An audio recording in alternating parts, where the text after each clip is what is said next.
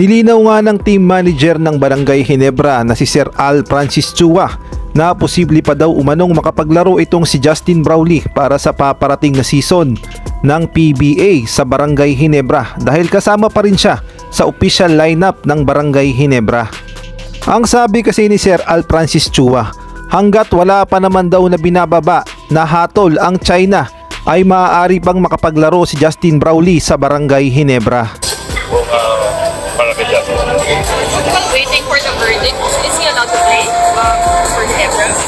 As long as hindi pa nila binababa siguro ano yung hatol. Kasi as of now, wala pa naman sila sinasabi. So, kung gagawin nila next year pa, pwede pa siya maglaro kasi wala pa ba? But if they're gonna tell us what to do, because what's gonna happen now, yung WADA ata, of course, ihatid nila sa FIBA, parang gano'n.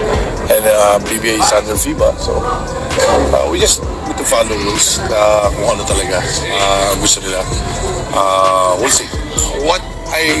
At nilinaw din ni Sir Al Francis Chua na hindi na nga sila mag-aapila sa kaso ni Justin Brownlee. Kaya naman ating pakinggan ang buong sinabi ni Sir Al Francis Chua kung bakit hindi na sila mag-aapila sa naging kaso nga ni Justin Brownlee dito sa Asian Games. We'll see. What I read na if you appeal, they're gonna open the other na yung B na tinatawag, no?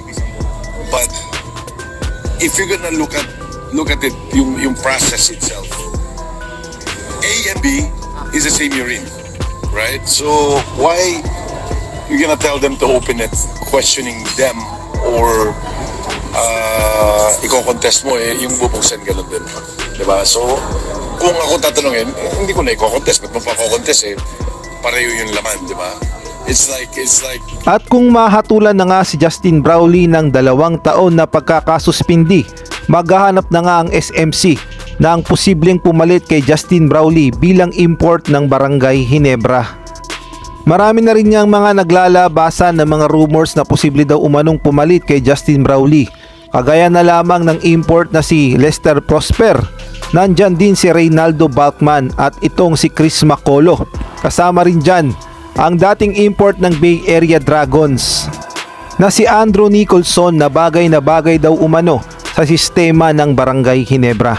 Kung kayo naman ang tatanungin, sino kaya sa tingin nyo ang maaaring pumalit kay Justin Brownlee? Maaari kayong mag-comment sa baba.